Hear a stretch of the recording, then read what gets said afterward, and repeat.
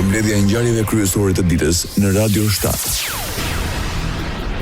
Kryeministri i Maqedonisë së Veriut, Histria Mickoski, pezullon procedurën për shkarkimin e prokurorit Lupço Koçevski. Histria Mickoski tha se Lupço Koçevski dhe ekipi i tij për momentin dëshmuan se janë në anën e drejtësisë dhe do t'u jepet mundësia ta çojnë hetimin deri në fund. Kreu i qeverisë tha se organi akuzës do të testohet nëse ka ambicie për të hapur edhe hetime të tjera ose jo.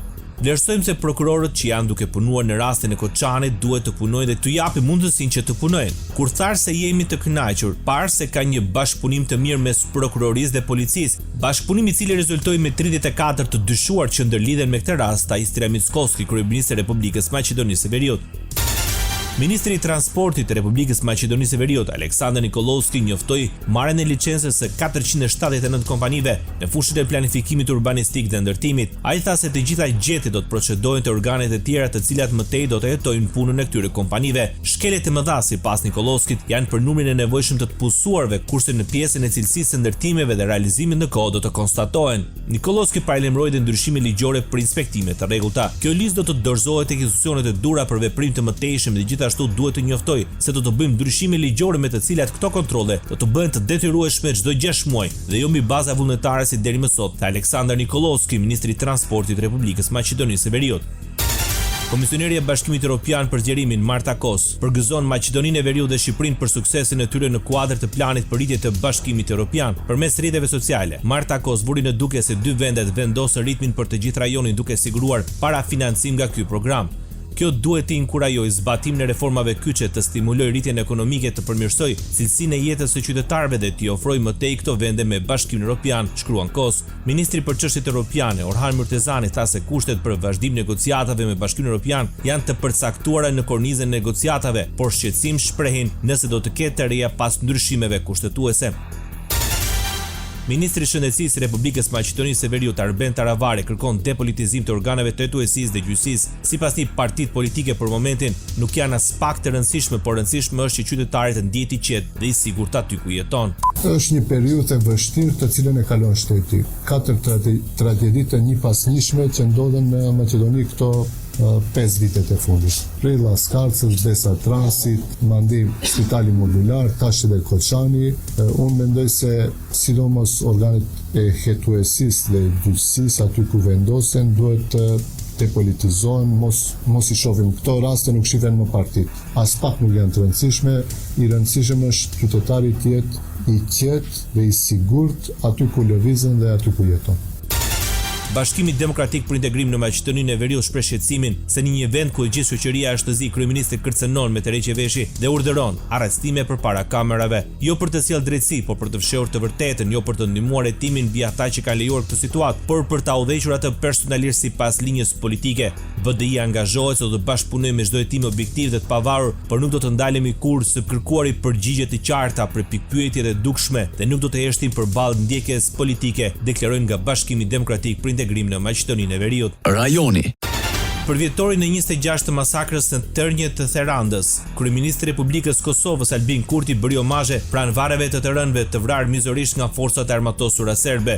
Gjaku i dëshmorëve është në themelet e Republikës, u shpreh kryeministri Albin Kurti gjatë omazheve. Ai theksoi se ka mbetur një pjesë më e vogël e punës, por rëndësishme është që ta forcojmë shtetin, ta forcojmë shtëpinë e popullit, që brezave të ardhshëm kurtu mos t'u bie që të vuajnë, të kenë dhimbje apo humbje, çfarëdo që kaluam ne, deklaroi Albin Kurti. Kryeministri theksoi se 26 vjet më parë në pranverën e vitit 99 u vranë martirët dhe dëshmorët e kombit, që na kujton se sa i madh është çmimi i lirisë.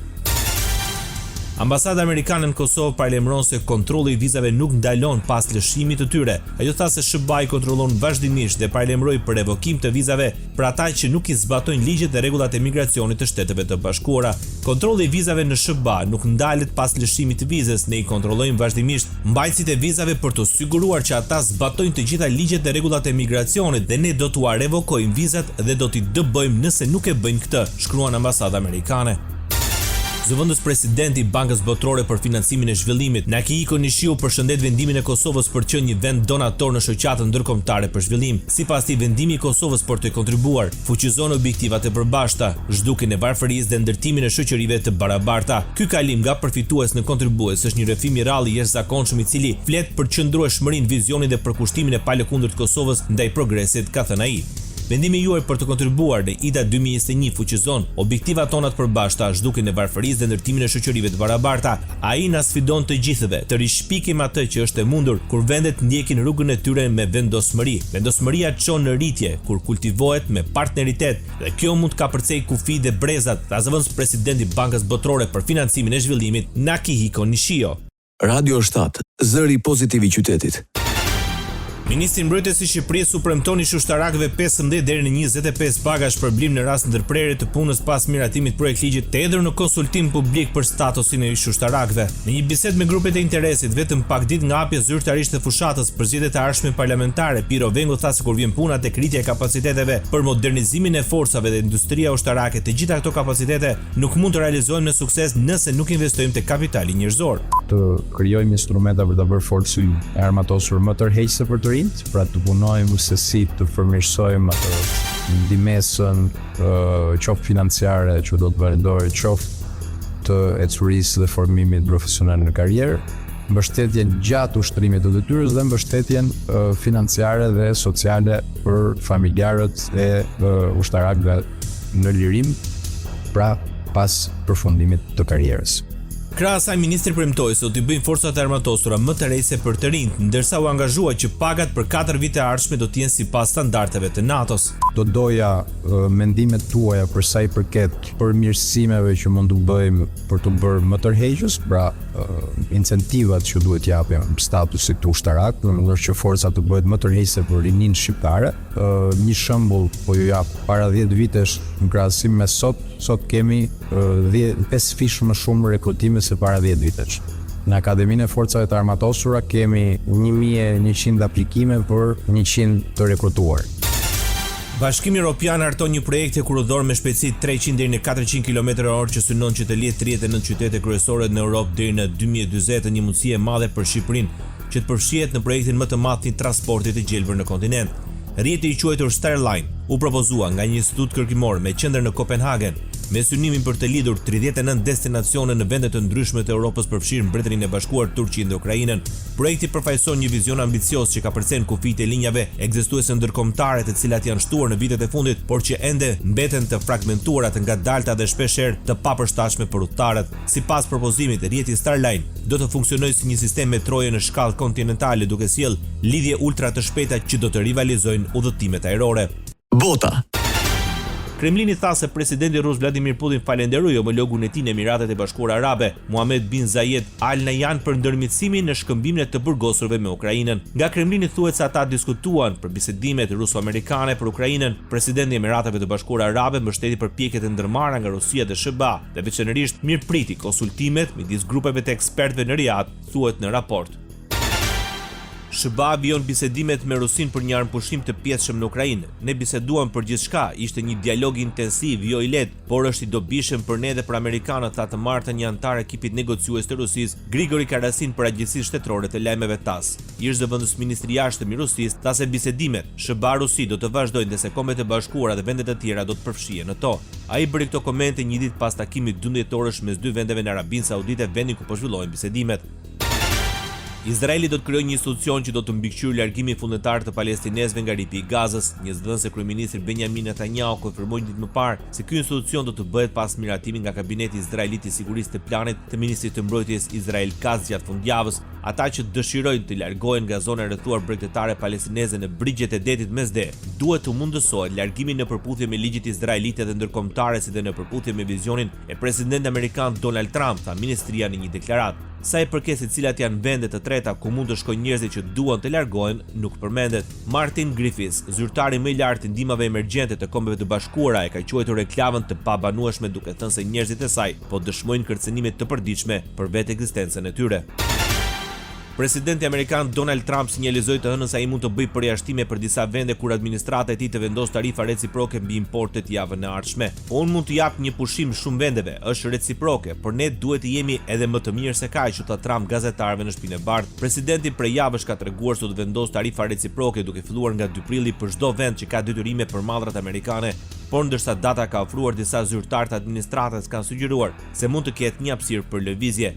Presidenti gjithashtu sinjalizoi se tarifa shtesë për mallra specifike mund të vinë që në fillim të kësaj jave. Ai përmendi automobilet, lëndët durësore dhe gjysmëpërquesit si zona që mund të synohen. 10 mijëra njerëz protestuan në Stamboll dhe në qytete të tjera të Turqisë pasi rivali kryesor politik i presidentit të vendit Recep Tayyip Erdogan, Ekrem İmamoğlu, u arrestua formalisht dhe u akuzua për korrupsion. Policia ka përdorur gaz lotësjellës, plumba gome dhe topa ujë kundër protestuesve të cilët po valvitnin flamuj turq dhe po mbanin në duar pankarta pro opozitës. Thuhet gjithashtu se ka pasur përleshje mes policëve dhe protestuesve. İmamoğlu, kryetari i Stambollit, pritet të zgjidhej gjatë një votimi më 23 mars si kandidati i Partisë Republikane Popullore për zgjedhjet e ardhshme prezidenciale në Turqi të planifikuara për vitin 2028. Sport. Mendja është në 7 qershor kur në Tiranë brin Serbia dhe kjo do të jetë më shumë se një ndeshje futbolli, është komenti i trajnerit kombëtar shqiptar të futbollit Silvinjo pas fitores 3-0 ndaj Andorrës në Tiranë. Sfida ishte e vlefshme për grupin K kualifikues të Kupës së Botës. Pas humbjes në Angli, tanët reaguan dhe siguruan 3 pikë të para në grup, kjo në sfidën e dytë. Në konferencë për shtyp pas fitores kombëtare shqiptare kuqezi, trajneri nënvizoi artimin e planeve në përballjen me Serbinë. Dobbiamo studiare il prossimo avversario, già praticamente qualcosa sappiamo, certo, ma dobbiamo studiare, vedere. Io sono felice perché in questo momento ce l'ho tanti calciatori con voglia e con caratteristica diversa, per un allenatore è buono. Mi dispiace che qualcuno non gioca e qualcuno non gioca, ma strategicamente io posso utilizzare secondo la gara e secondo quello che vogliamo. Sono contento di quello. Çdo gjë është shumë e shpejtë. Kualifikimi në botror është pak më ndryshe dhe pak më i vështirë.